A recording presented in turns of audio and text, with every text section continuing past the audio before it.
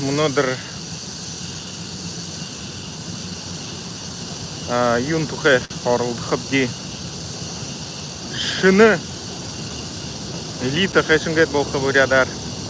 Шины, короче, элита Бурятии, бурятского народа. Бурядуды. Увы. Да, короче, подключайтесь. Сейчас пойду к речке. У речки, наверное, сяду. Фух, халун. Даже не то чтобы халун, а душновато, короче. Душноватая тема. Привет. Хын было. Цикаднут хашхаржовена. Ухангу.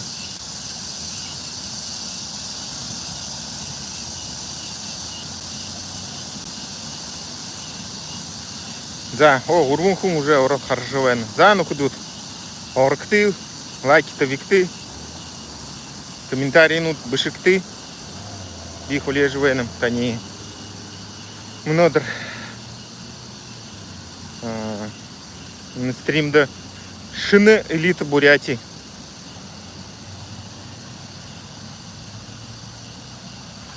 Буриды, гурны, шины элиты. Бурят гурны, да, получается. Но без этого, в общем-то, мне кажется, невозможно, в принципе, представить независимую Бурятию. Вообще-то я про это, по-моему, никогда даже и не рассуждал. А вот сейчас я считаю, что время пришло поговорить об этом. Потому что, ну, сейчас я более, конечно, начну, как бы масштабно. Более, не то что масштабно, а раскрывать тему, короче, про это. Так. Надеюсь, эти, как их там, цикады не мешают вам. Блин, в такси ездят машины 20-х годов. Капец просто. Все-таки насколько богатая страна. Если у нас там ездят в такси, ну, 90-х годов убитые тачки, да, там, бедные Тойоты, которые уже там...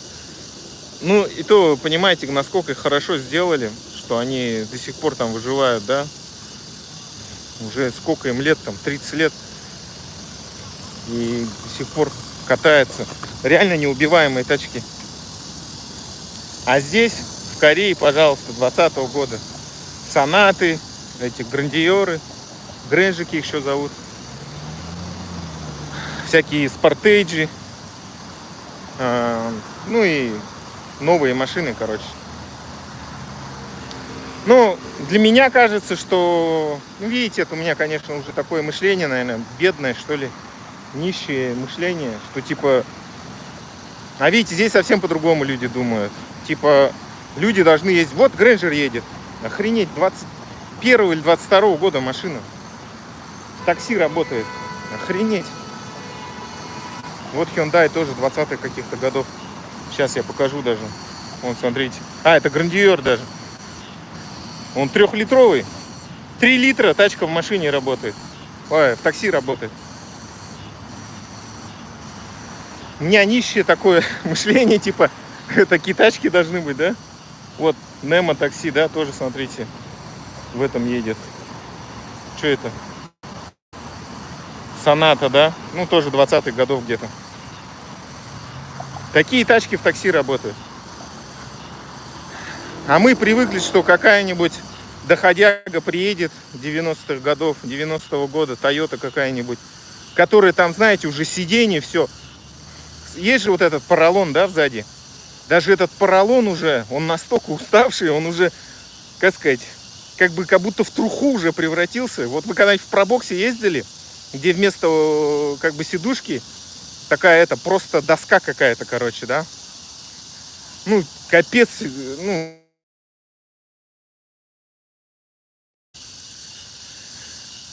То же самое получается и здесь. Ты как будто не на поролоне едешь, да, хотя это и седан. Ты уже едешь на этом,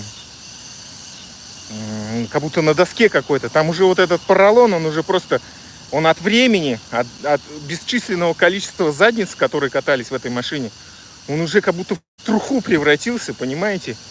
И уже как будто нету ничего.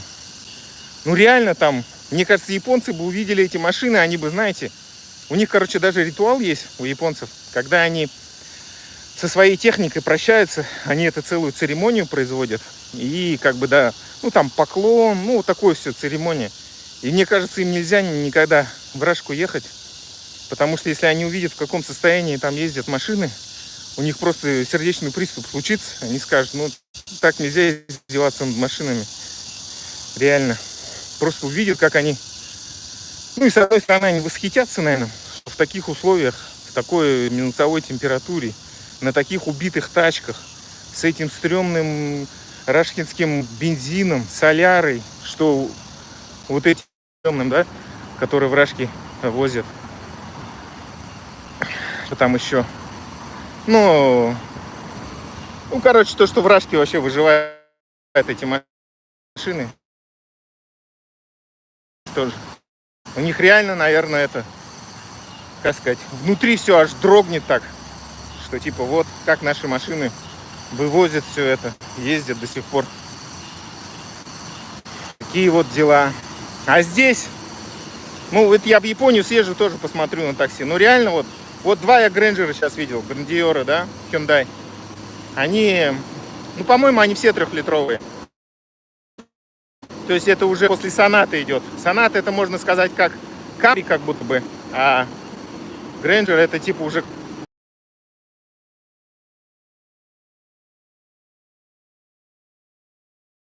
литра, два с лишним, по-моему, еще бывает. Ну я точно не знаю, я сейчас не до конца хорошо в них разбираюсь, в корейцах. В японцах, конечно, получше, ну потому что у нас все японцы. Как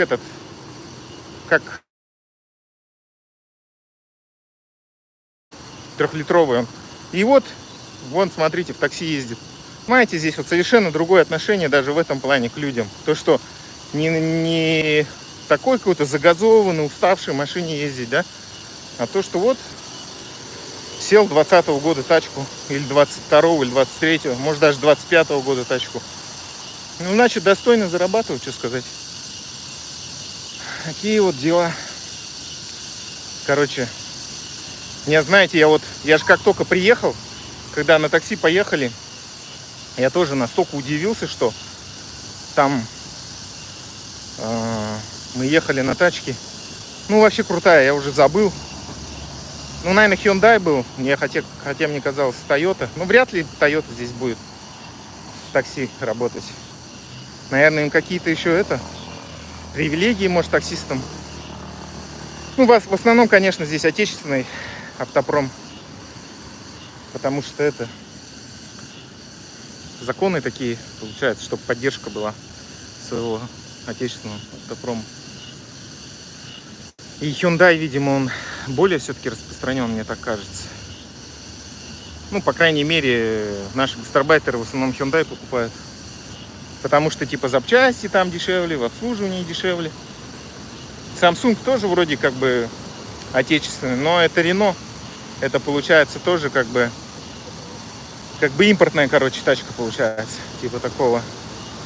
Хотя, это вообще-то... Если вы когда-нибудь, ну, конечно, видели Nissan Bluebird, да? Короче, вот этот SM какая-то старых годов, это вот точная копия Bluebird. То есть тут какая история? В какой-то момент Renault выкупила, короче, то ли линейку эту Nissan, то ли как, короче, непонятно. Но и в Корее, получается, они стали их производить под маркой SM, ну, Samsung. Такая вот история. И вот даже, ну, как бы сказать, интересно на самом деле, что это Bluebird, но это синяя птица получается, Bluebird. Я просто еще хорошо помню этот Bluebird. В свое время там у меня знакомый был, который ездил на этом Bluebird 2-литровом. Я помню, у него, он еще, как сказать, прям выжимал из него все. Ну, так-то на самом деле хорошая машина. Такая здоровая. Багажник здоровый. Такие вот дела. И какая, как сказать, ну, не то что ностальгия, а вообще просто интересно, что тут такой блюбет ездит, получается. Ну, еще мне нравится машина, знаете, какая? Вообще у нее интересный, конечно, своеобразный. Я просто их у нас там не видел. Потом вспомню название. Расскажу вам. Ну, типа как представительского класса, короче, тачка. Типа такого. Вот такие вот дела.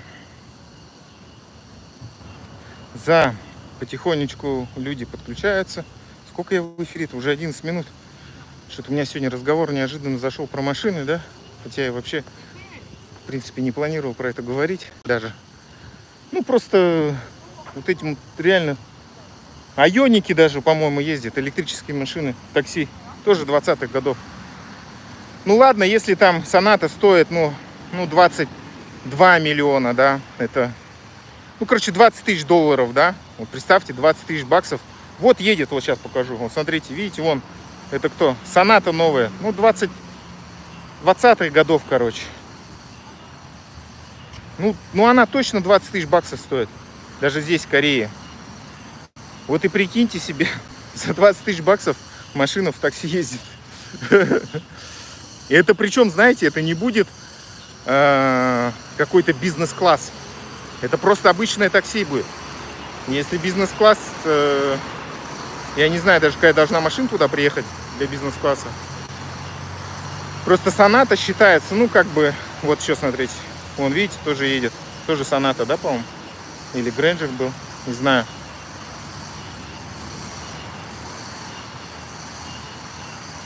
Так, это что здесь?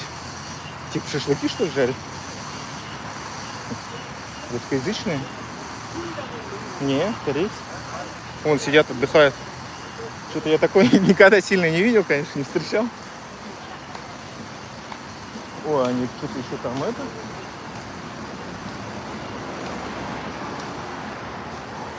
Типа музыку там включили. Фух. Вообще я что-то, короче, это... Я же хотел у речки сесть. Ладно, сейчас. Сегодня уже снимаешь новый. Твой стрим вчерашний еще не досмотрел. Как Корея живет. Барак. Что война закончится? Зеленского на Аляску даже не пригласили. Ведь моя тетя надеялась на это. Так, это что за здесь?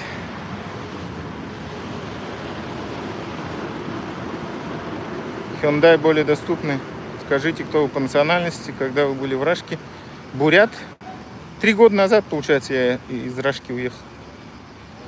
Уже ниже 2020 года в России не берут такси. Ой, блин, насмешил меня, конечно. Ой.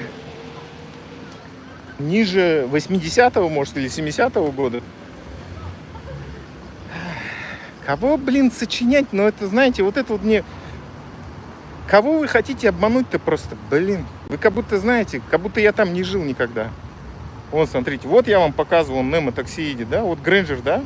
20 какого там года. Или вон еще одна какая-то. Кого хотите обмануть-то, блин? Вы ладно бы это, кого-то другого, кто там не жил, да, обманывали бы. Но меня-то зачем обманывать? Сейчас я попрошу кого-нибудь, чтобы засняли там, какие тачки ездят. Вам пришлют эти Тойоты убитые. Фух, духота, конечно. Все-таки лето для меня тяжко, потому что духота это. Наконец-то хоть лето кончается. Скорее бы осень, прохлада. А то это влажный климат, это, конечно... Ну, они уже адаптировались. Я до сих пор... Но, честно говоря, для меня сухой климат куда лучше, конечно, чем влажный. Хотя у нас, конечно, там Байкал, но все равно у нас не так он... Не, влияет, конечно, тоже. Ну, он холодный, что благо. Кстати, про Байкал. Так, что, туда идти? Ну ладно, туда пойду. Буду я продолжать эту тему с Байкалом, потому что это надо все, конечно, освещать. Фух. Как в Корее живется. Ну, нормально, Барак. С какого города? Улан-Удэ какой город еще у меня может быть? Столица Бурятии. Привет из Монголии. Сабайна.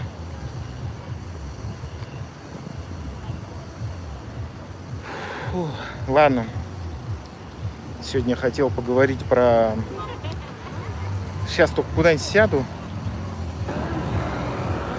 Тут вот такая движуха. Еще темновато. Что какое-то мероприятие там идет.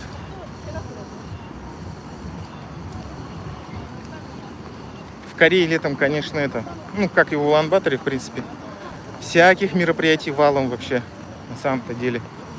Вчера, кстати, я стрим не запустил. Хотел, но что-то вообще так провалялся просто тупо. Ну, как, у меня еще там были кое-какие мелкие делишки. Но... Так. Не, ладно, туда не вариант идти, там слишком громко будет. Вчера же было 80 лет годовщина освобождения Южной Кореи от японской оккупации. Вот у нас тоже потом будет первая годовщина освобождения от оккупации, потом вторая, и вот так вот как бы пойдет обретение независимости, короче. Сегодня хотел поговорить как раз, ну, наверное, все сейчас уже это все обсуждают там, но, конечно, тоже надо об этом поговорить вкратце, да, про, знаете, вот все обсуждают Трампа, да, типа вот такой вот лох, зачем пригласил Пыню, ни о чем не договорились, типа, как сказать, мир никакой не заключили, опозорился. Ну, конечно, по сути так оно и есть, да. Действительно, сейчас он попал в тупое совершенно положение. Журналисты над ним стебутся, конечно. Ну и вообще многие просто вообще в шоке. Типа, что это вообще было? Что это за прогон какой-то был? Но, знаете, более показательно было то, что, знаете, вот как подают Пыню в Рашке, да? Вот типа такой чекист, весь выдержанный, весь такой какой-то холодный, да, такой весь страшный, уравновешенный и так далее. Но на самом деле, знаете, это же просто все это театр, по сути-то, по большому счету. Никакой он не уравновешенный, никакой не хладнокровный, никакой не расчетливый. Все это ерунда. Просто потому что, видите, в Рашке же нету свободных СМИ. Там все, как сказать, на цирлах, да, что говорится, прыгают все эти журналисты. Все это дрессированные, просто дрессированные собачки, короче, да, которые точно все по заранее запланированному сценарию все говорят, какие вопросы спрашивать. Ну, там все прописано заранее, по сценарию. И, конечно, он перед вот этим вот быдлом в Рашке, да, его специально с выгодных ракурсов показывают и так далее. Заранее ему текст готовят. Ну, это просто все, как сказать, русский мир вообще любит вот эти все жить в фантазиях, да, что вот, мол, они там такие победители и так далее. Но когда начинается реальная жизнь, когда вот реальные, свободные, независимые СМИ, журналисты задают вопросы, то все, сразу же весь этот цирк с конями, да, сразу он рассыпается, как говорится, цирк сгорел, а клоуны разбежались, да. Весь этот образ такого хладнокровного, потом такого чекиста, да, КГБшника, ФСБшника, расчетливого, сразу он рушится, он сразу превращается в клоуна. Ну реально там клоун был, который видели мимику, он не знает, он как быть, весь мир уже смеется над Пыни над русским миром. То, что, ну, он реально обосрался просто на весь мир. Это же все заметили, что... А где этот весь страшный, ужасный Карабас-Барабас, да?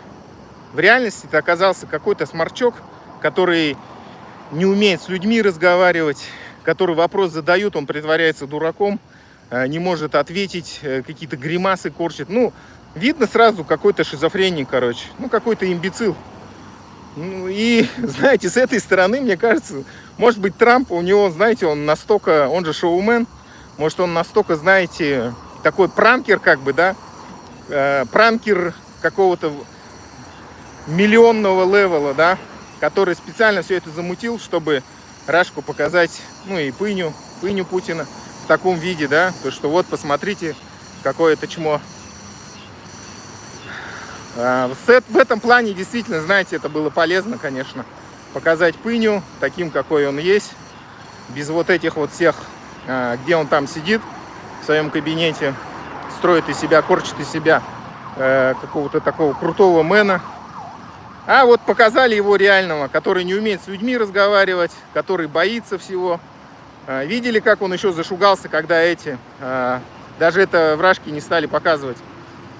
Этот Б-2 пролетел от бомбардировщика. Он же испугался, там видно было, что обосрался прям в штаны. Даже, короче, где-то я читал, что он реально, видимо, обосрался, что ли. Из-за этого даже Трамп не стал на ужин оставаться. Ну, типа, что-то завоняло, короче, жестко так завоняло, что он так подумал, короче. И там, говорят, даже штаны новые были у Пыни Путина в этот момент. Такие вот дела. В этом плане, несмотря на то, что, конечно, для Трампа был такой мощный урон по его репутации, ну и даже для США, по большому счету.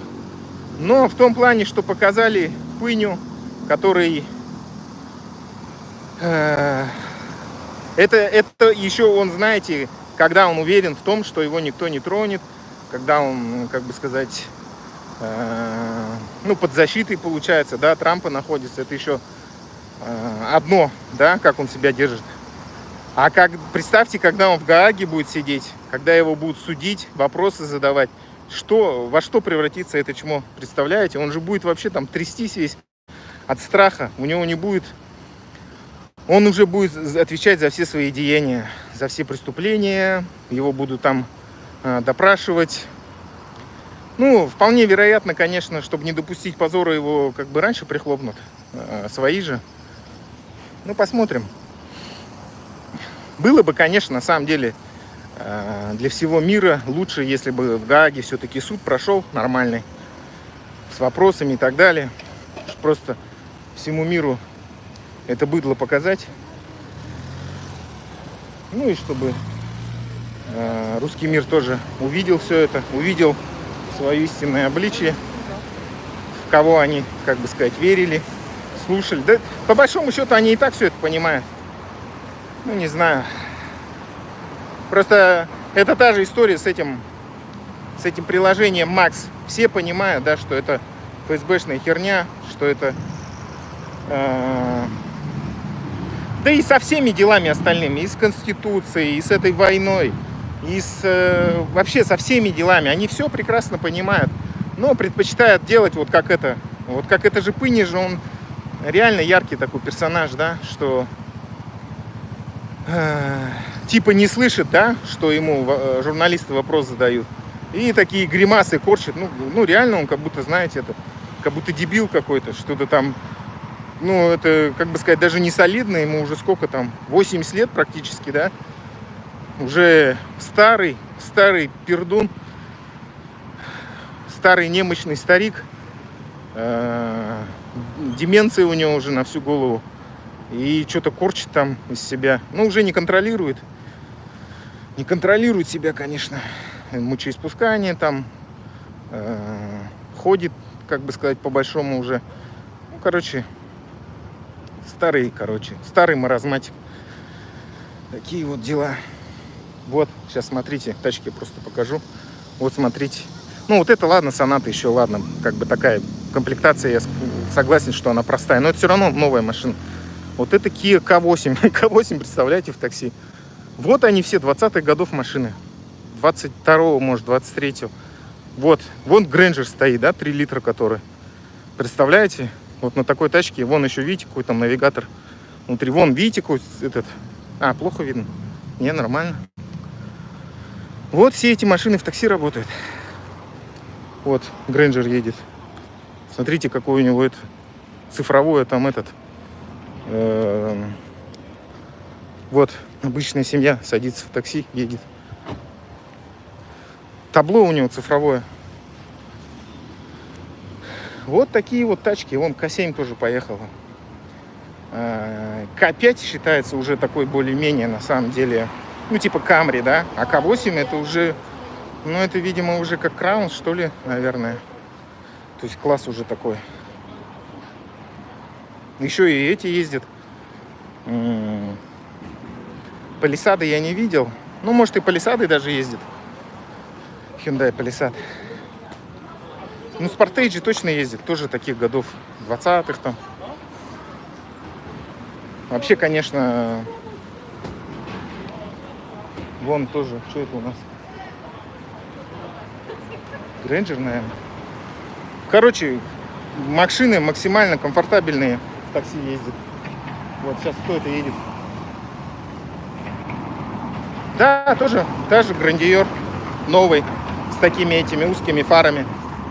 Сейчас, кстати, Sonata будет какую-то ретро-версию свою выпускать. Ну, этот Hyundai, в смысле, Sonata. Информация подтвердилась. Вот, К5 стоит, допустим. Ну, это еще более-менее простая, конечно.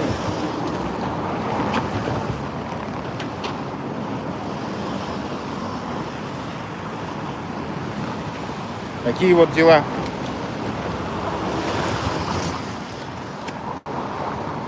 Вроде в другой стране оглядываются, как будто...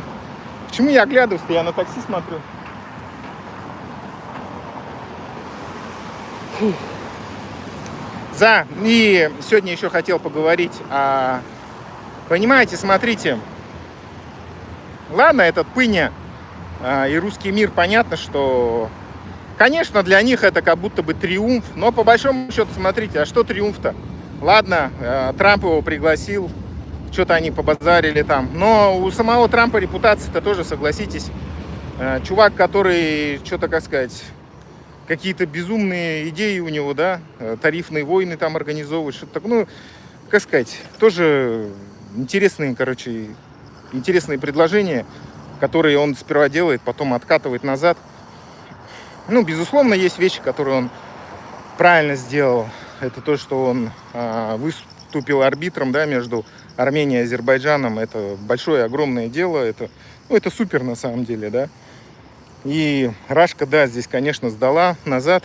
Все, весь этот лоск с них, вся эта из них, ну, типа их воинственность, мачизм, все это сразу как ветром сдуло, сразу штаны наделали. Понимаете, русский мир, вообще вот этот вот менталитет, это же такой, знаете... Они всегда пытаются воевать или нападать на того, кого считают более слабым. То есть они никогда, допустим, на Америку, они никогда не рыпнутся. Ну, по крайней мере, пока она в силе, да. Если, конечно, там пройдет какое-то большое время, там, типа Америка вдруг, там, что-то случится с ней. Но, понимаете, прежде чем что-то с Америкой может случиться, Рашка уже сама давно развалится, и это будет...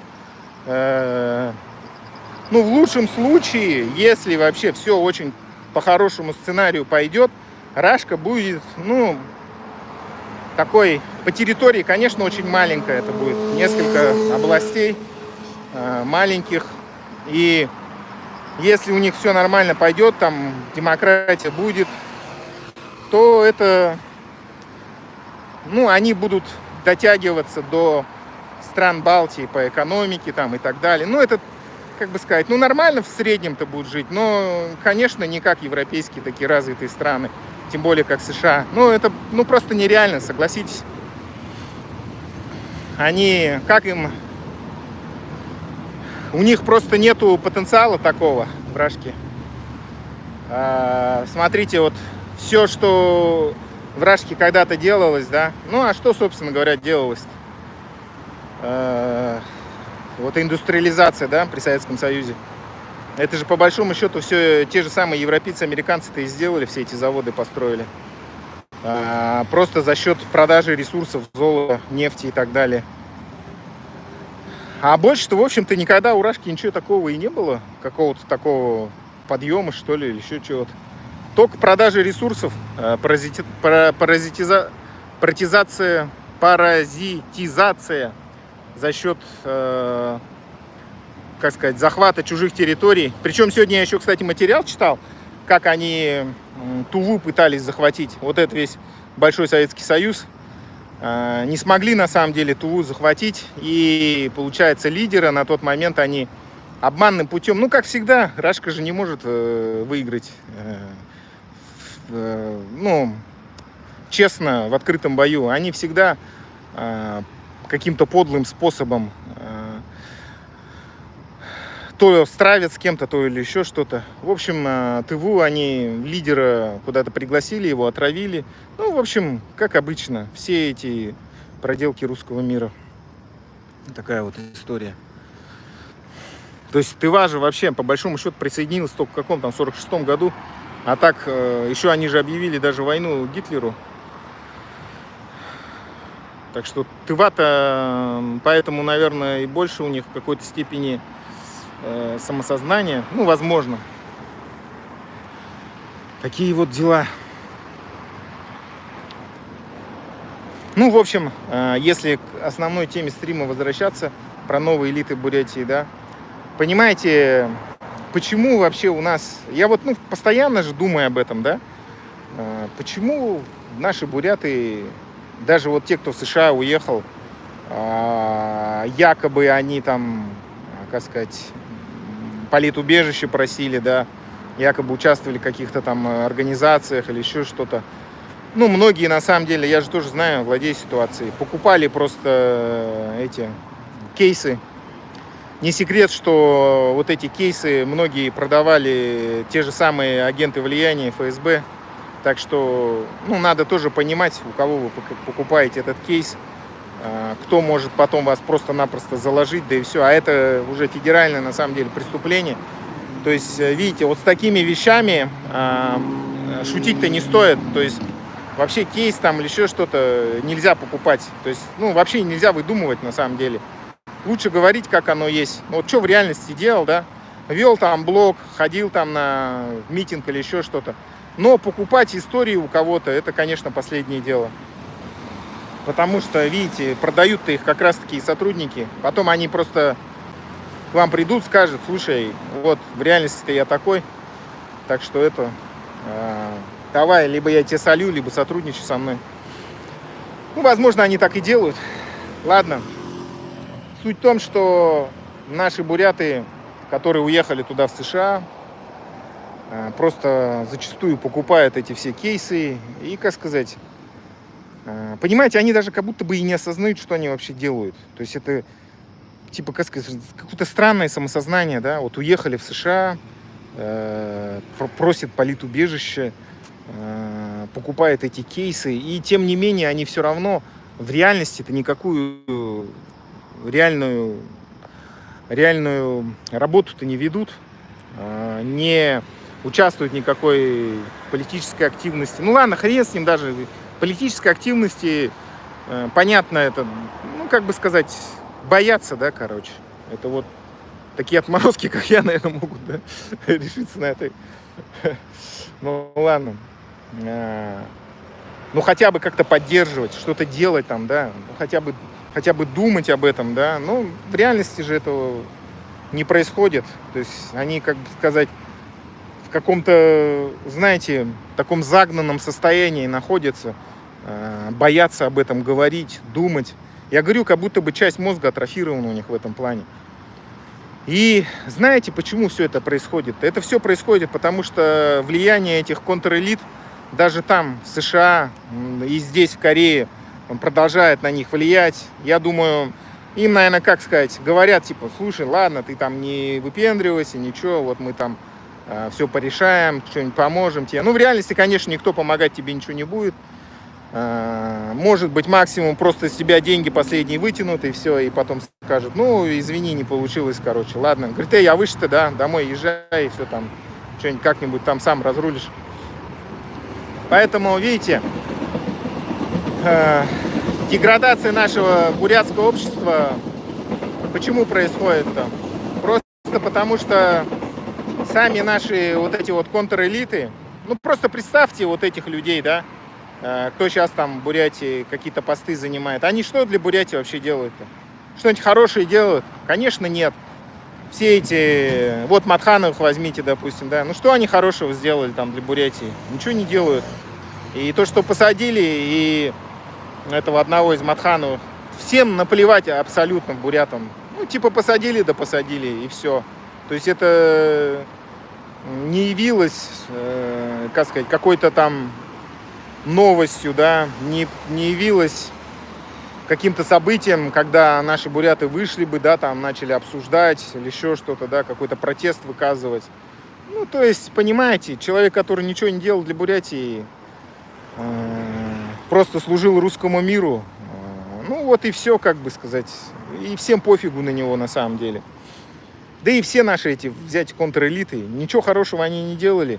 Их основная деятельность в чем заключалась-то все это время? Служить русскому режиму, быть верным пособником вот этих вот фашистов русских, отправлять как можно больше бурятов на войну. Все они все это делали, делают и хотят, наверное, продолжать это делать. И даже они, понимаете, тех, кто за границей бурятов находится, и то они склоняют к тому, что типа вот не вылазите, не высовывайтесь, сидите там тихо, да. То есть до сих пор влияет свое вот это вот влияние зловредное оказывает. Поэтому никакого другого варианта и быть не может, что должна пройти иллюстрация. Но я не говорю, что мы там будем ГУЛАГ устраивать, да, как русский мир там всех там раскулачивать, расстреливать и так далее. Но для них должен быть какой-то ценз в том плане, что они не могут занимать государственные... Кто засветился, кто был там пособником русского мира. Ну, это же понятно и так, кто все эти фамилии мы все знаем прекрасно с вами. Ни в коем случае их никуда не пускать во власть, чтобы...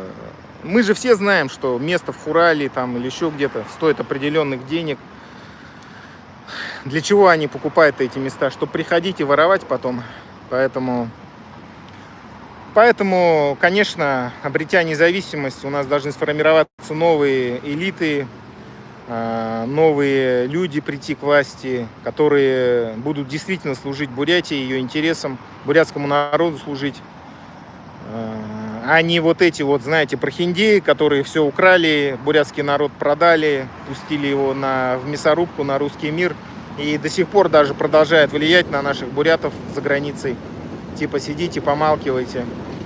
Ну, такого мы их просто уже не должны пускать. То есть это будет полный бред, если мы их к власти пустим. Из позитивных новостей, да, что там происходит. Вот в Кыргызстане сейчас дерусификация идет полным ходом. Очень хорошая инициатива, я считаю. То, что мы сразу же должны, видите, надо это все выцеплять, кто где что делает в этом плане. То есть дерусификация должна идти полным ходом. То есть они там что делают? Все вот эти вот русские названия улиц там и так далее, они всех переименовывают, возвращают исторические названия. Ну и вообще, короче, дерусификация идет. Это очень классно, очень хорошая инициатива. Так оно и должно быть. То есть, понимаете, я даже видел одного блогера, ну, который об этом говорил, о том, что вот эти вот всякие памятники, названия улиц, они все равно очень сильное воздействие оказывают. То есть, как только мы обретем независимость, нам тоже надо... Первым делом надо Ленина сразу же куда-то.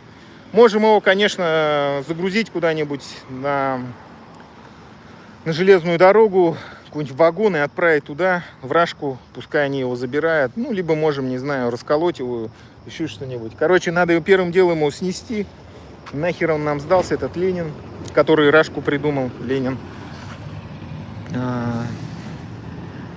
Кинул наших бурятов. Ну, на самом деле тоже непонятно. Скорее всего, они на тот момент, как сказать, тоже же проморосили. Вот, это же, как ее, Марина подтвердила же, что, как я с ней стрим-то проводил. Марина, я забыл фамилию, к сожалению. Ну, про то, что Улан-Цагда они не стали, как бы сказать, защищать бурятский народ на тот момент. И Бурнацком этот весь проморосили, короче. То есть там тоже надо всю эту историю с Бурнацкомом, с этим Улан-Цагда, все это поднять, насколько они там что-то действительно делали, пытались, либо они были просто сливщиками. Ну, понимаете, видите, русский мир же он как действует? Всегда он находит среди нашего народа какие-то контрэлиты, ну, среди наших народов, в принципе, и подкупает их, заставляет принимать решения в свою пользу, о сливе всего движения. То же самое и сейчас творится. Вон, посмотрите на этого Шабагорова, Ладаева, на этого, какого там, БНД. Все это агенты влияния ФСБ на самом деле. Шабагорова, я думаю, ну, раз он туда свалил, то значит он провалил свое задание. Значит, его все рассекретили. Ну, либо, может быть, даже контрразведка Южной Кореи его, может быть, просто депортировала. Хорошо, что еще и повезло, что его не посадили здесь. Такие вот дела. И, короче, смотрите, по поводу вот этой всей истории Бурнацкома, надо действительно все архивы поднять, все догнать, всю эту историю, кто они на самом деле были. Но, может быть, они действительно такие патриоты были, может быть и нет, но не мешает нам, знаете, поднять всю историю и посмотреть, кто были эти личности, что они делали и так далее. Выслушать разных деятелей и так далее. То есть не принимать за веру, да, там, высказывания некоторых людей. Вот. Понимаете, вообще, как сказать, я же, видите, у меня еще психологическое образование было, да, есть такое понятие, как сказать, высказывание, да, и в психологии оно тоже применяется, типа, я верю, что никому не верю, да, то есть мы не должны на веру, да, принимать слова только одного человека, то есть составлять какое-то суждение и так далее из разных мнений и приходить к какому-то одному, да, что-то такое. То есть, понимаете, мы сейчас живем в таком пропагандистском мире, да, когда вот, как сказать, настолько, кстати, каком-то глупом мире, да, когда вот ни с того ни с сего начинается эта война, отправляют наших бурятов туда воевать, которые воюют вообще ни за что, просто так нам подыхают, и которые даже, знаете, у них на самом деле никакой идеологической этой-то нету составляющей. То есть вот этот Шабагоров, да, который, ну ладно, он приехал уже в Рашку, мог бы, я думаю, уже сознаться, что он агент ФСБ, да и все. Зачем он продолжает делать вид, что он как будто там не при делах? Смотрите, если бы у нас вот действительно идеологические буряты, да, там, которые в Бурятии живут, были бы такие вот все Z-патриоты и так далее. Это вот я хочу сказать о том, что на самом деле наши буряты, на самом-то деле они в этот русский мир, в этот русский фашизм нисколько не верят. Потому что иначе они бы давно этого Шабагорова нашли и спросили бы с него, да. Ну, потому что он же высказывался в этой, как сказать, в Рашке, в признанной экстремистской организации Free Бурятия. А понимаете, если им всем наплевать, значит, они и не верят в это ни во что, на самом деле, буряты.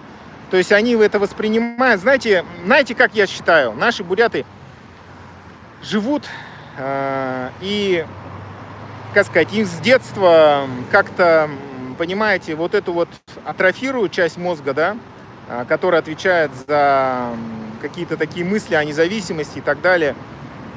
Ну и вообще такие широкие размышления. И их просто приучают, как бы, да, к тому, чтобы просто тупо повиноваться, и все. Ну вот, типа, есть Рашка, они приказали, надо идти, да, там, ну, сильно не думать, не размышлять на войну. Вот, типа, они развязали войну, надо идти, делать, там, что поделаешь. Еще плюс эти контрэлиты, да, всякие там главы районов или еще кто-то, ну, все эти пособники русских фашистов, да, все тоже говорят, но я выше-то там уже тырыхунут хыле уже, да, эти все нойнут хыле, ну, типа, начальство сказало, надо идти, да, там, все такое. То есть нет, чтобы за своих бурятов заступиться, эти сволочи еще наоборот поддакивают, как бы, да, сами-то своих детей отправляют куда-нибудь за границу, а простых пацанов, деревенских особенно, всех отправляют на войну.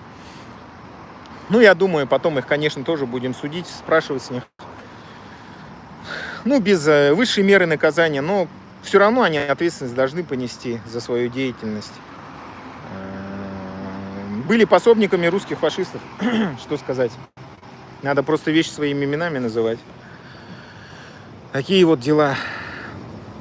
И наши буряты, получается, понимаете, никакой идеологического у них, конечно, там нету веры в то, что вот они там за русский мир воюют и так далее. Просто они, получается, как сказать, в каком-то плане, конечно, ну это, конечно, очень тупо все как-то, да, даже звучит, но просто повинуются и все, и следуют, да, вообще даже не думают, куда они идут. Хотя это, знаете, так же, как они едут в США, подают на политическое убежище и даже не понимают, что они, как сказать, на политубежище подают. То есть, ну, как будто, я не знаю, еще боятся, вот, типа, там, как бы в Рашке там дело не завели, да, там, ФСБ. Чувак, ты едешь в США, якобы главный соперник Рашки, подаешь на политубежище и думаешь, как бы там про тебя что-то не подумали. Ай, блин, это настолько, конечно, все странно звучит даже, да. Но многие люди вот в каком-то таком странном мире живут, к сожалению.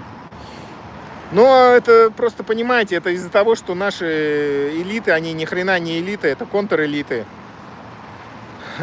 Их мотивация какая? Получать от русского своего начальства денежки и предавать свой народ, свою республику, все ресурсы продавать, а за это получать небольшой откат. Вот и все, вся задача контрэлит Бурятии, ну и во всех республиках. Поэтому во всех республиках, по большому счету, должна, конечно, новая власть, новые элиты. Не новая элита, а настоящая элита должна прийти. Это вот должны настоящие патриоты прийти. Не просто вот балаболы какие-то, да, которые приходят и что-то врут там, да, а на самом деле они там, за ними русский мир стоит или еще кто-то. Должно поменяться все, чтобы наш народ начал развиваться. Иначе ни хрена не будет хорошего. Такая вот история. А так, все это херня будет полная, на самом-то деле. Трампа и Пыню обсудили. Да, Рашка тебя и твой мир прогнет. Рашка, знаете, вот единственное, что хорошего есть в Рашке, да, то, что она сама себя прогинает. То есть они на самом деле могли бы, ну, гниет же, да, вот эта Рашка. Это никто не спорит с этим. Она за счет своего рабства держится только. Вот с этим, кстати, ни один русский даже не поспорит. И вот сколько я с русскими общался, они... никто... Все согласен. Короче, вот, когда говоришь, ну, Рашка же это терпилы.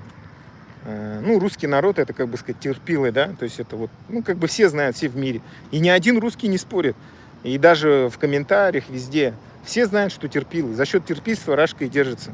Никто не спорит с этим. Даже боты, я думаю, не будут спорить. Ну, терпилы и терпилы, что... Ну, как сказать, это типа как ночью темно, днем светло, это то же самое получается. Вот за счет своего вот этого терпильства, да, понимаете, вот это как с этим Максом, да, все понимают, что это все твои, это приложение, где все твои, как сказать, личные данные, переписки, все уйдет. И они все равно терпят. Они просто, понимаете, как сказать, типа, ой, ну что сделаешь, надо терпеть, и все. Ну просто рабы, да и все. Рабский мир. Всю жизнь терпели и будут терпеть. За счет этого они и держатся, получается.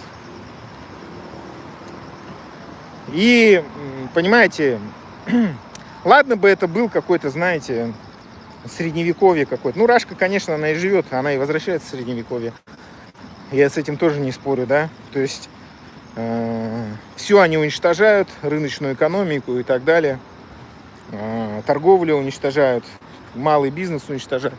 Ну, я наоборот даже рад. Чем быстрее Рашка сдохнет, тем лучше будет для всех. И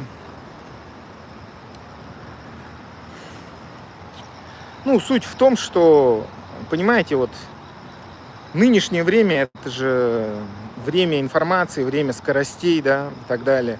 А Рашка, она, наоборот, откатывается в средневековье, да. Они вот, как сказать, какая-то у меня мысль есть по этому поводу. Даже вот одна женщина, да, которая это Русь сидящая, что ли, или кто, так и говорила, что они в XI веке так и застряли ментально. То есть вот с этими своими представлениями о мире, да, что вот есть там царь, что рабы, бояре. Ну вот, я, кстати, ну, причем она русская женщина. Я с ней, кстати, абсолютно согласен, на самом деле. Сейчас до меня все это доходит, что эти люди, вот, ну, ментально там реально в XI веке так живут. То есть, ну, типа вот, что есть царь, если он скажет, чтобы все сдохли, все должны сдохнуть. Если он сказал, что надо этим Максом пользоваться, все будут Максом пользоваться. Понимаете, даже смотрите, вот у них формально были 90-е, вроде как бы типа перезагрузка. Ну, понятно, что все это вранье было, да?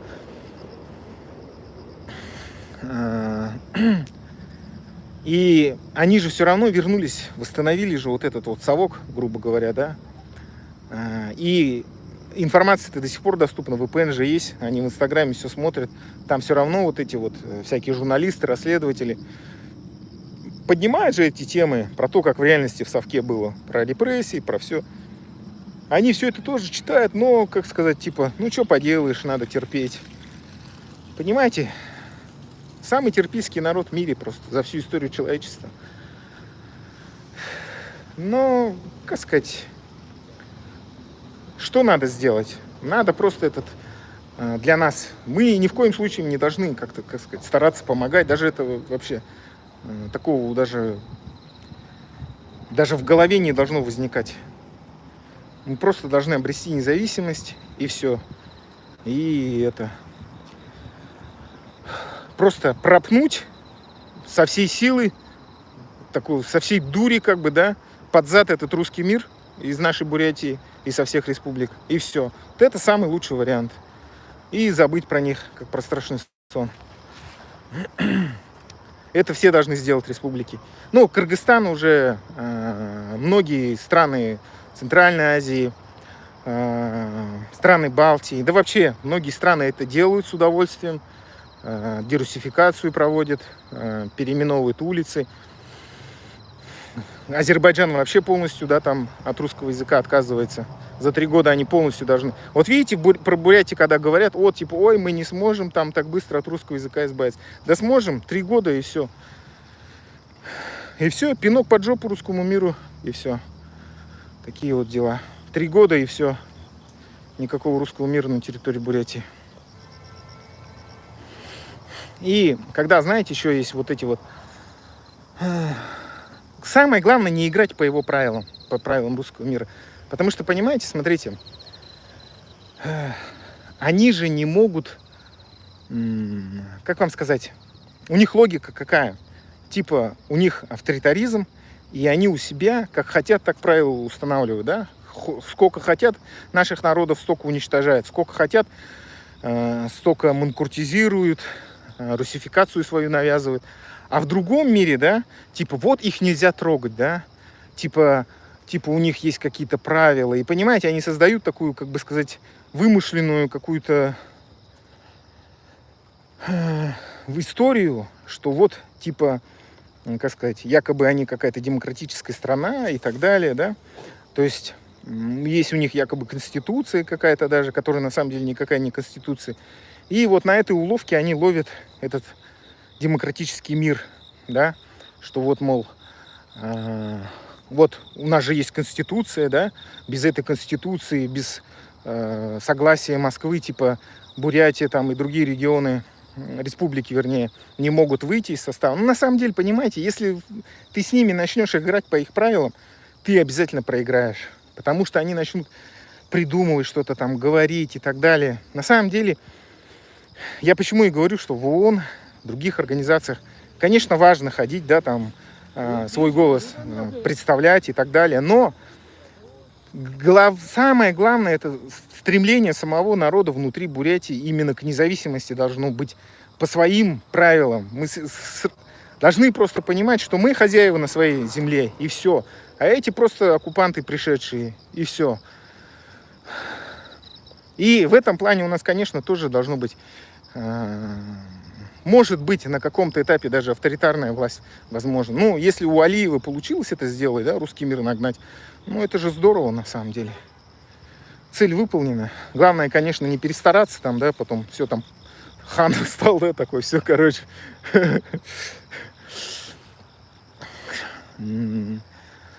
Просто, понимаете, авторитарная власть, она рано или поздно, как сказать, приводит народ к нищете.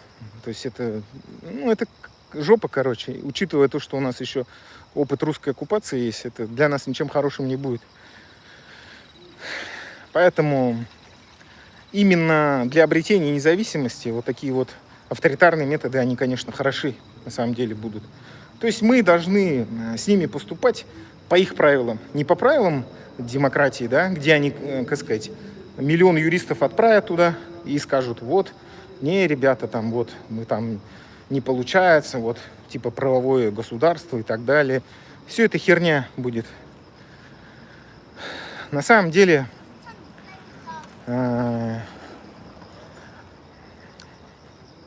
должно быть все по-другому. То есть, как сказать-то, ну, выход, короче, провозглашение независимости и все.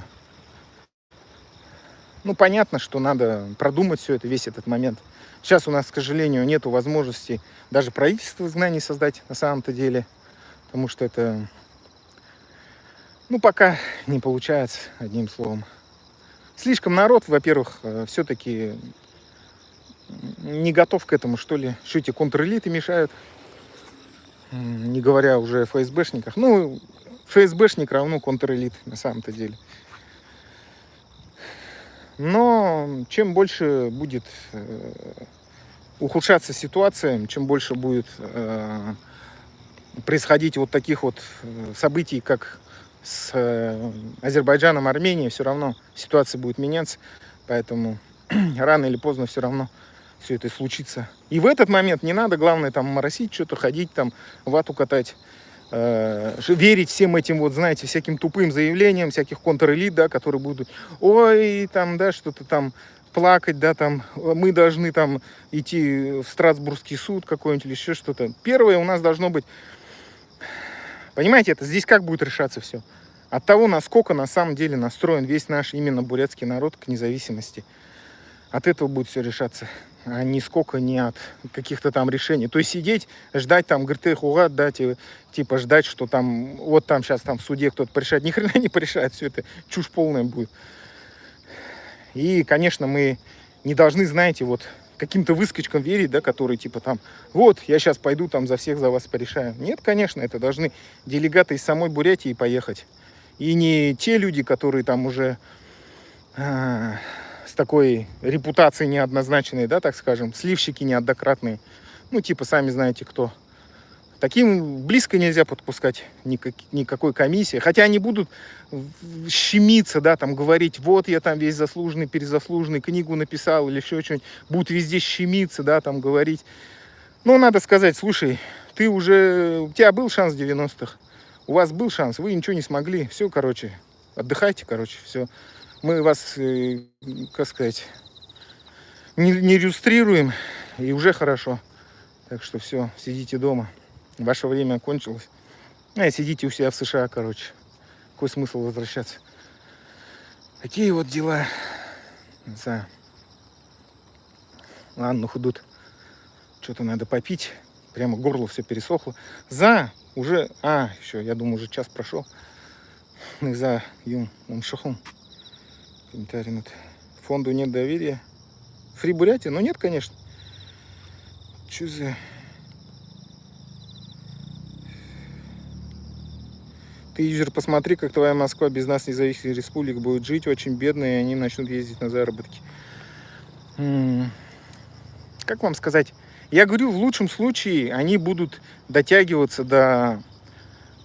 Не, на самом деле я не верю. Конечно, какой-то идеальный вариант будет, да, что они, как сказать, как страны Балтии будут жить. Но это в самом прекрасном каком-то супер варианте. Но на самом деле... Я считаю, что они вот реально очень бедно будут жить, как страны Африки, да, то есть у них Это тупое, необразованное, нищее, огромное население на какой-то территории сконцентрируется. И, конечно, будут ездить куда-нибудь там в Европу. Не знаю, куда будут ездить, но сейчас их в Южной Корее, да, знаете, сколько этих гастарбайтеров, русских именно. А сколько станет потом, когда все это будет. Еще, знаете, вот с таких ходят, как будто, я не знаю, типа, ой, невыгодно стало в Корее ездить. И сидят, главное, здесь, да, типа, ой, вон упала, что-то там, ой, невыгодно, вражки, типа, я 150 получал. Но если ты там 150 получал, то что ты сюда-то приперся? Вали к себе и получай там 150. Нет, знаете, вот такие, типа, из себя вид делают такие. Ой, я тут такой весь блатной. Ну, если ты блатной, то давай, что ты здесь на заводе где-то вкалываешь или на стройке. Понты, блин. Понты дороже денег. Тупые понты. Еще боятся, как бы там про Дживан ничего не узнали. Ай, просто, знаете, чем больше я их узнаю, знаете, нам же подавали историю, о, такой народ, победитель, все. На самом деле такие мелкие, слабые люди, по сути-то, всего боятся этого, своих властей. Подлые. Ну, есть, наверное, нормальные, но, блин, не знаю. Мне, честно говоря, уже... Конечно, есть хорошие люди, безусловно, да. Но, понимаете, мы должны... Как общаться-то? Не так, что вот, типа, как будто бы мы там мирно присоединились. Мы, во-первых, должны всю историю восстановить. Сперва историю восстанавливаем, историческую справедливость, дерусификацию проводим, денацификацию, иллюстрацию. И тогда вот уже мы будем говорить. Да и то мы будем говорить на английском языке. Все. У нас история с русским миром, с русским языком заканчивается для нас. Да, а так, конечно, это будет... У них ни ресурсов нету у себя-то дома. Ни мозгов тем более нету. Ни характера, чтобы нормально работать, тоже нету. И, как сказать... Ну, представляете, вот это стадо тупых, ленивых балбесов, которые любят бухать, которые, как сказать... Ну, там, ладно, неделю поработал, потом... Первую зарплату получил, пошел, нажрался, как свинья, со всеми переругался. Вот такая вот история будет. Кто их будет терпеть, непонятно. Такая вот история. Ну, честно говоря, вообще наплевать на этот русский мир. Главное от него освободиться, да и все. Но самое главное, то, что они сами к этому стремительно, сами себя к этому ведут. Это очень хорошо.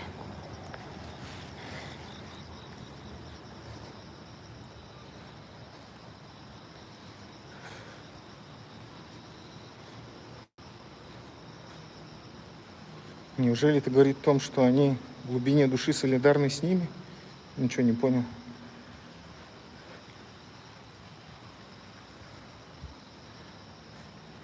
Я думаю, сейчас элита формируется. Но пока не видно про нее вообще. Чтобы она формировалась, нужно какие-то проводить мероприятия, где-то общаться, что-то там какие-то дискуссии проводить, дебаты, что-то там. У нас такого вообще близко нету на самом-то деле. Причем делать это открыто. В основном все же боятся. Сколько можно бояться, я не знаю. Такой страх. Ну, я думаю, это контрэлиты, конечно, во всем виноваты. Все очкуют так настолько. Ой-ой, типа это, как сказать... Да чё очковать-то уже сколько можно? Идут, подыхают за русский мир и очкуют все равно.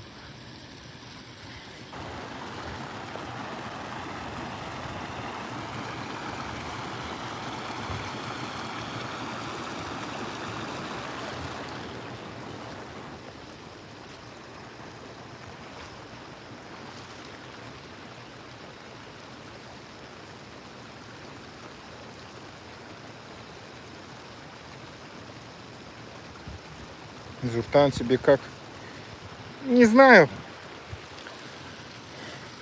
Такое чувство, как будто он всю жизнь этим занимается и, как сказать, ну что-то как-то результата нету, короче. Типа такого, что ли.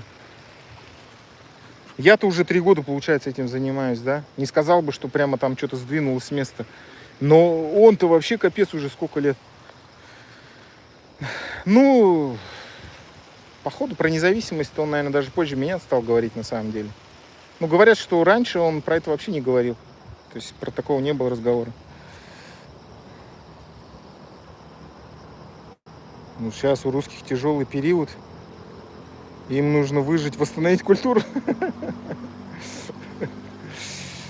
Ой, кого?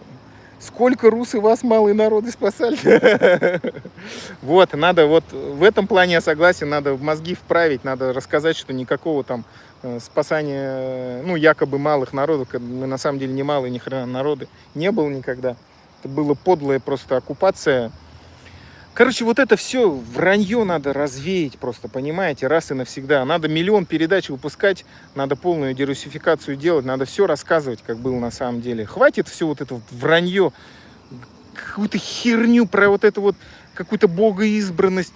Просто нахер этот русский мир послать и все, нахер его. Вот как Кыргызстан сейчас делает, Азербайджан, ну, многие другие страны, да.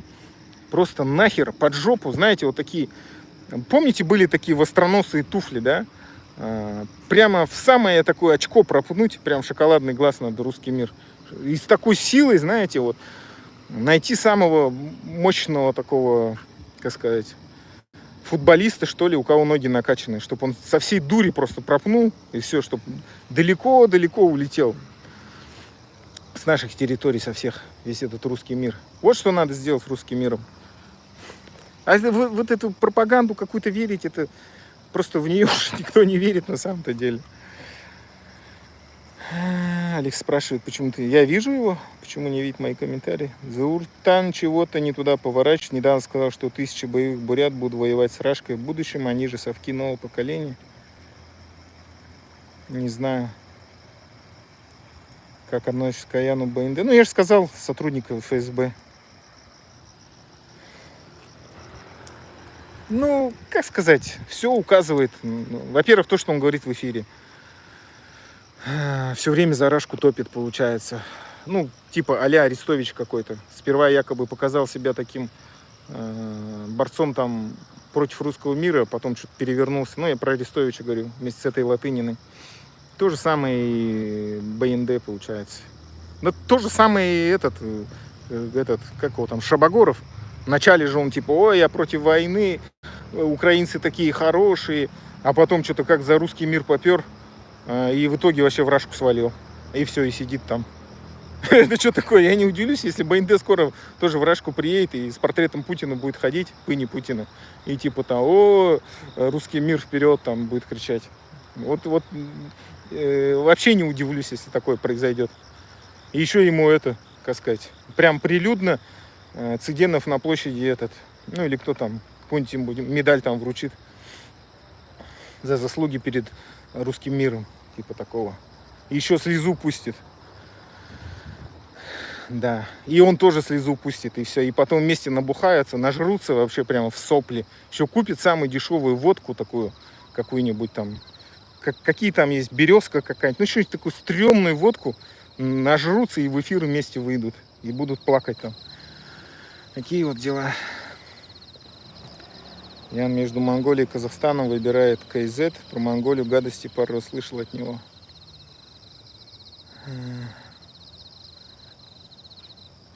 Да, как сказать, я вообще даже не понимаю, при чем здесь вообще Казахстан, по большому-то счету. Ну, конечно, то, что... Ну как, мы-то монголы, по большому счету. Мы же не казахи. Были бы казахи, другое дело. То есть и граница у нас с Монголией. Конечно, я про Казахстан ничего плохого не говорю, но, как сказать, все-таки... Ну и, конечно, я считаю, что мы в будущем должны тоже все вместе, это, как сказать, коалицию какую-то создавать. Но мы-то должны, свои монгольские народы, как сказать... Мы же монголы, по сути-то. У нас ну, мы монголы, короче. Причем здесь это... Другое государство. Вот это я не понимаю. То есть, ну, конечно, хорошо будет, когда будет коалиция. Она нужна нам, действительно. Но, как сказать, странный какой-то выбор у него. Ну, понятно, что это ФСБшная канитель какая-то, видимо. Монголия нам ближе ментально, культурно. Ну, не то, что ближе, мы, видите, нас настолько... Мы просто сами по себе монголы, понимаете? Мы же бурят-монголы. Ладно бы еще у нас язык другой был, но у нас даже язык одинаковый. Просто разные диалекты. То есть мы-то должны по большому счету нашу Монголию восстанавливать. Ну, конечно, мы, как сказать, будем независимыми. Но вот здесь у нас как раз и должна быть федерация, да, Монголия. Там, по большому счету, эту внутреннюю Монголию надо потом будет как-то освобождать тоже. То есть вот наша как бы задача-то. Такие вот дела.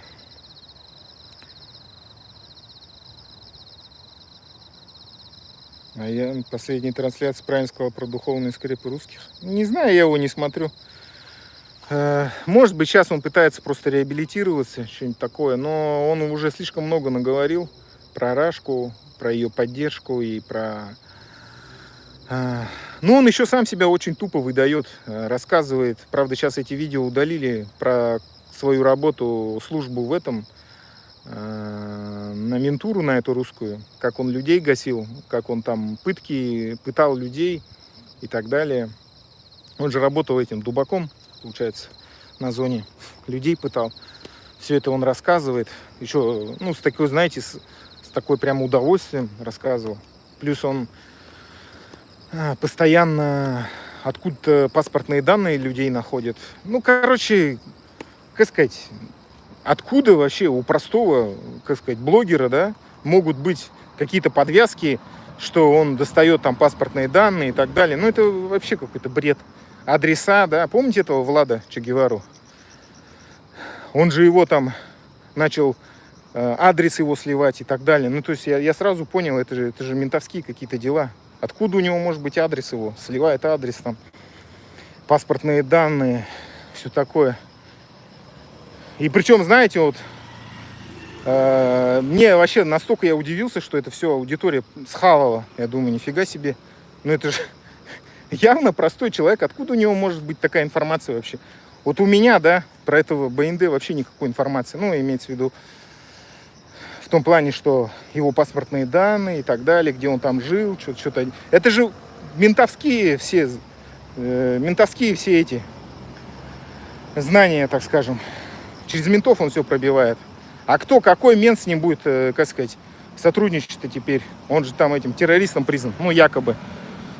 Они, что думаете, такие все это, как сказать, менты между собой, вот мы такие корефаны, да, там, конечно, все тебе сделал. Они друг друга боятся, эти менты, как бы друг друга не подставили.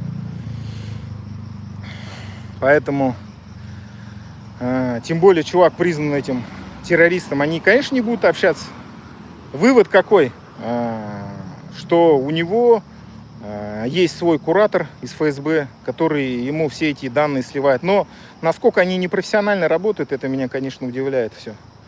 Что, как сказать, во-первых, сколько у него этих пьяных стримов было, где он все это рассказывал, да, свою биографию, признался в убийстве даже. И все, что они это не все не блокировали. Ну, потом только заблокировали этот YouTube-канал, где все эти высказывания были. Ну, почему они его раньше не остепенили? Сейчас же он вроде все, перестал бухой выходить в эфир. Такие вот дела. Ну, это говорит только о том, что слишком много мифов, на самом деле, про это ФСБ, по большому счету. Не такие уж они прямо эти, какие-то крутые, чтобы это... Просто больше... Ну, это то же самое, что и про Пыню получается. То есть, понимаете, он делают вид же, что он вот такой вот, он весь крутой, хладнокровный, сдержанный. Но на самом деле, когда ему журналисты начали вопросы задавать, он же не сдержался, он начал там что-то гримасничать, что-то еще там делать, ужимки какие-то. Ну, видно, что он испугался. Б2 пролетел, он тоже там, ну, как говорят, что он обосрался даже на самом деле. Ну, то есть это не фигуры речи, действительно. Это же тоже такой намек от американцев, типа, Типа, помнишь, бункер мы бомбили в Иране? Вот твой тоже, если что, разбомбил. Такие вот дела. И вот реально обосрался. Ну, по крайней мере, так говорят. Так что, понимаете, он же как чекист, как ФСБшник. Ладно, мы какие-то простые люди, да, вот это вот нас никто не учил, как там, ну, ладно, может быть, я еще где-то на актерском, но и то, понимаете, это, как сказать, от ситуации зависит, ну, как сказать, если заранее подготовиться, то да, ты там будешь себя в руках держать. Но этот-то явно видно, что испуган был. Простой вопрос от журналиста. Все, он сразу обделался, испугался.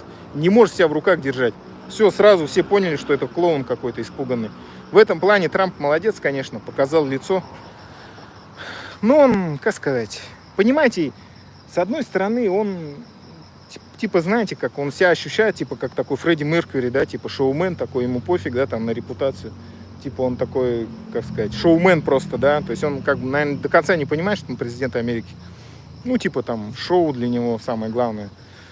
В этом плане, да, он, конечно, это шоу устроил и, как сказать, показал, потроллил, да, получается, такой этот сделал, как его, пранк, да, получается, показал Пыню во всем его, ну, как, нутро его показал, что на самом деле-то он трусливый, ни хрена он никакой не хладнокровный, не сдержанный и так далее. Ну и, конечно, смотрите, если они мира-то не добились, а вопросы-то сразу начались, типа, какого хера ты привез этого придурка сюда к нам, этого имбецила? Вопросы-то сразу начались, поэтому долго-то вся эта история не будет. Потом он все равно, как сказать, Трамп, придет время, он начнет все равно действовать. Ну и тем более вот эти Б-2, то, что летают над головой, это же, ну просто так, что, какой дебил будет просто так заправлять эти самолеты Б-2, чтобы они летали. Это же такое, знаете, тонкий намек на толстые обстоятельства. Типа ты это, сильно-то тоже не расслабляйся, короче. Кстати, Молодаева, ей можно чуток верить? Не знаю я. Честно говоря, ну, они говорят одно и вообще это не делают. То есть, что они там высказываются про то, что вот, надо там помогать, как его там, молодежи нашей, что-то делать, там, спонсировать. Ну, на самом деле, они ничего это не делают. И даже, понимаете, смотрите, вот они даже мне ни разу ничем не помогли, вот эта вся эта банда, да, просто потому что, смотрите, короче, какое у меня мнение, да, смотрите, все равно Молодаева, Гармажапова, Вьюшкова, все равно они все связаны еще с 2014 года, и на них, видимо, еще большую давным-давно ставку сделали, то есть это все это проекты, которые еще тогда сделаны были, понимаете, то есть сейчас, я так думаю, просто так никто бы не стал в них вкладываться и все это делать. Все это давным-давно было запланировано, понимаете? И еще с такой учетом, что вот эта вот фемповестка, вот это вот, то, что они, в принципе, и реализовывали, да, вот это ЛГБТ и так далее. То есть то, что было, как сказать, актуально в США, в Европе, под это все гранты, чтобы получать. Но, понимаете, пришел Трамп и вот эту всю тему начал разгонять, да. То есть сейчас про вот это вот ЛГБТ все там, все как бы забывают же уже. То есть это перестало быть повесткой. И сразу же и Молодаева все с этой соскочили темы, да. То есть они вот перестали уже про это ЛГБТ говорить, про все. То есть изначально же было много вопросов, типа, при чем здесь вообще, как бы сказать, буряты и ЛГБТ, почему все, Палестина плюс еще, да, то есть, ну, там, где вот все это нужно было, как сказать, то, что нужно было для повестки, они все это проводили. То есть сейчас для меня вывод такой, что они еще проект, который еще с тех годов идет, с 2014 года, получается так. То есть ее же раскрутили еще, получается, в Питере, помните, там был конкурс, мисс, что-то там, какая-то мисс, короче, где скандал первый был с этой молодой, где она и засветилась, в принципе. А раскручивал-то ее Громожапова, получается. То есть это тогда команда еще и начала работать. Ну, по крайней мере, у меня такое мнение. Может быть, конечно, это череда таких вот, знаете, странных, случайных, необычайных событий, которые никак не связаны и так далее. Но на самом деле, чем больше я смотрю, да, вот за тем же этим Шабагоровым, допустим, да, ну как-то все это не случайно получается. Как-то все это слишком уж как будто бы все это не случайно, короче. Как-то так. Ну, конечно, ни Молодаева, там, ни эти азиаты России, никто правду не расскажет, мы это все это не узнаем. Но надо признать, что они эффективно уводят повестку именно от независимости, от каких-то, знаете, вот таких силовых решений, от того, что действительно выходим там на протест, таких вот дел, короче, да. И все это спускает на, как сказать, на что-то такое, типа вот поплакать в интернете, что-то такое, короче. Такие вот дела. Но, видимо, понимаете, как сказать, приходится пока с этим мириться. А что делать? Пока у нас независимости нет. Пока, понимаете, смотрите, вот я-то вообще, как сказать, тут живу, сам по себе выживаю, а эти люди сидят на грантах, да. Может, они, конечно, скажут, мы там не на грантах, но мы их проверить не можем. Меня-то точно можно проверить.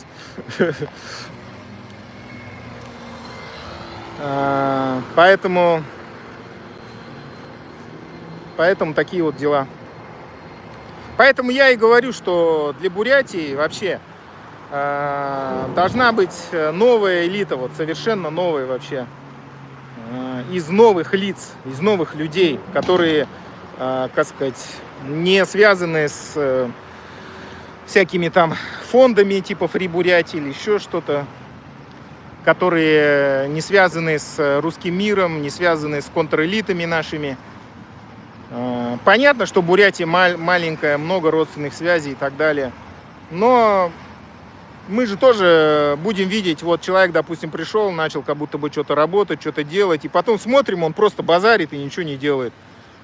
Ну и там, как сказать, свою какую-то родню начал продвигать, да, или что-то такое, да, там, а давайте вот там Матханова протащим, допустим, да, или еще что-нибудь. Типа вот он же что-то делал. Ну, сразу его заворачивать, надо сказать. Ну, понятно, ты ставленник, получается, контрэлит, просто пришел сюда и все. Такие вот дела. Поэтому бабам верить, это сами знаете, в наше время, где выгодно там будут. Но грубо, конечно, в чем-то есть, наверное, правда в этих словах. Но опять-таки это есть же, допустим, Тэтчер, да, там, или это Голда Майер там в Израиле. Есть, или там Бальжин Хатын, допустим, ну, кто-то, какие-то личности, так тоже. Или это какого, мать Чингисхана, допустим. То есть про всех женщин это нельзя так говорить. Суть-то в том, что от человека зависит, я думаю, а не от пола. И я не говорю, что вот именно из-за того, что они женщины, эти Молодаевы, там, это Громожапова, то, что они вот не из-за пола, я говорю, что вот такая история. Я говорю про то, что какое у них прошлое, какой бэкграунд из Питера, и что они, как сказать, ну вот этот Free Бурятия, сейчас же очевидно уже, что это, ну не просто так они вот, как говорят, вот мы такие сердобольные, вдруг решили организовать этот фонд, да. Ну, я думаю, все это, учитывая то, что они связаны с Ходорковским, а Ходорковский не досидел свой срок, а кто может в Рашке в тюрьме не досидеть свой срок? Кто пошел на сотрудничество со следствием? Он, конечно, рассказывает в своем документальном фильме, что он типа, вот там Путин его помиловал, Пыня Путин. Ну, что-то как-то, знаете, что-то Пыня не похож на человека, который может кого-то помиловать. Скорее всего, договорняк был. Типа, вот, Ходорковский, ты играй роль, типа, какого-то там обиженного, типа, как будто бы ты, как его там, ну, как будто ты против меня, а на самом деле, ну, как сказать, просто делай вид, да и все, как все хорошие русские. Тем более, Ходорковский уже высказался про Рашку, да, что вот, мол, если что, так это, воевать там будем. Такие вот дела. А Громожапова фотается с Ходорковским. Ну, как бы тут, знаете, вот не надо быть гением, чтобы сопоставить какие-то логические эти цепочки. И вообще фонд этот Азия Раша, кто там состоит. Ну, все это слишком на виду, понимаете? Так что все это, все не просто так, короче.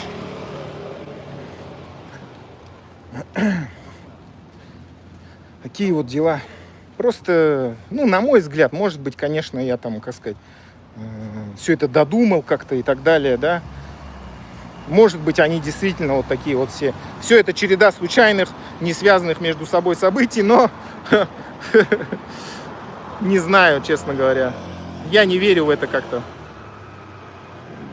Просто так, понимаете, никто ни в кого вкладываться не будет. Никто никому просто так деньги ни за что не дает. А судя по тому, что их хорошо спонсируют, то такие вот дела, в общем. Я же писал молодая, спрашивал, как попасть в Америку. Она ответила, что сложно сейчас. Но я такой, ладно. И через пару дней ей написал, есть ли способы. Она в ответ, что можно использовать. Мне, что можно использовать. Что я отнимаю ее время. Что дальше там? Если бы я был 60-летним мужиком, я ничего не знаю о ИИ. USAID-овские гранты диктовали повестку, поэтому они толкают про палестинскую повестку, ЛГБТшную и так далее. Видео вышло про Бучу, все там русские, всех идентифицировали по видео с уличных камер, там ни одного бурята не было. Сейчас USAID прикрыли, сразу вспомнили про независимость, только Наташка Будаева и Фонд Свободной России, где ее зам Карамурза топит за федерализацию, еще бурят обсирают. Да, они еще пытаются расколоть бурятский народ, типа вот мы, как сказать, эвенков как будто бы мы там уничтожали, убивали и так далее. Ну, то есть хотят вот на нас какой-то груз этот, хотя на самом деле ничего такого не было, и на самом деле это все Рашка устраивала, но хотят нас, видите, изнутри нас разобщить. Ну, вот это же все их проделки русского мира с этим там какого. Так, куда я вообще шел-то? Я уже забыл, куда я шел. В магазин хотел зайти. Забыл местность. Понял, в другую сторону надо идти. Короче, хотят, чтобы это делят нас на восточных, западных и так далее. Такие дела. Ты чего раскис? Ты же не бабушка-инвалид, у тебя руки, ноги на месте, работа, жилье есть, статус скорее легальный, YouTube тоже доход приносит. ЮК, я знаю, что самый высокий процент, но надо, чтобы из Южной Кореи смотрели люди-то. На самом деле там, максимум, сейчас где-то $1 в день, может, если есть, но это и то вообще максимум. Просто в Рашке же вообще отменили всю монетизацию. То есть, если раньше как-то чуть повеселее шло, то есть, если так брать, то где-то за 3 месяца эти $100 наберется. Но $100 за 3 месяца, это, знаете... Просто понимаете, в плане именно денег, конечно, мне вообще никакого смысла YouTube на такую тему вести нету. То есть, надо что делать-то? Что-то для корейской аудитории, на корейском языке, что-то, что им понятно будет. И понятно им вообще наша политика вообще неинтересна. То есть что тут? Что-то такое, я тоже, понимаете, пока даже не думал об этом. Хотя, по большому счету, конечно, выгоднее было что-то другое делать. Либо на английском, либо на корейском. Но пока я ни тот, ни другой так нехорошо не знаю. Можно сказать, вообще почти не знаю. Поэтому... в плане денег, я говорю, это точно не из-за денег. Эти $100 за 3 месяца, это, тут невозможно будет прожить на эти $100. Единственное, это, конечно, если это как-то попроситься в какой-то организации, чтобы они меня заселили бесплатно, но это тоже временно все. Потом, если типа просить еду, тут тоже организации есть. Но это, понимаете, это, как сказать, начнется другая уже жизнь, это выживание будет. И я точно, знаете, наверное, ну, короче, как-то стрёмно будет, что я вот так вот тут как бы выживаю, типа такого. Тогда уж легче мне просто устроиться официально на работу, да и все. Но опять-таки, видите, тогда мне уже, как бы сказать, вообще времени будет. Там в основном на официалке, видите, надо же 12 часов работать. То есть 8 часов плюс 4 часа переработки. Ну, как по факту, конечно, 2,5. Ну, типа ты 10,5 часов в день работаешь. Плюс суббота, может быть. Ну, то есть, понимаете, когда ты вот 12 часов отработал, ты приходишь, у тебя вообще уже нет желания. Какой там YouTube, что там. Просто вот вообще спать охота, да и все. Помыться и спать, и все. Такие вот дела. Да, в плане денег нормально будет. Жилье там даже могут дать. Питание будет, обед, ужин. Может быть, даже завтрак где, в некоторых местах. Но до этих уже никаких дел, конечно, нет. До этого там ведения Ютуба. Ну, может быть, там раз в неделю максимум. Такие вот дела. Поэтому, видите, в этом плане, ну, вот такая жизнь, короче. Это жизнь.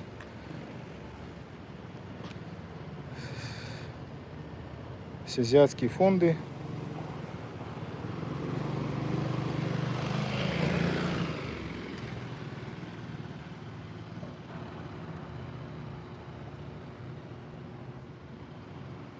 Ладно, уже я 91 минута в эфире. Занух идут. На сегодня, наверное, все. Может быть, завтра еще выйду. Занух идут байрла. Комментарий бышты, лайки ты. Подписка ты. Занух идут. Дахину утра байрты.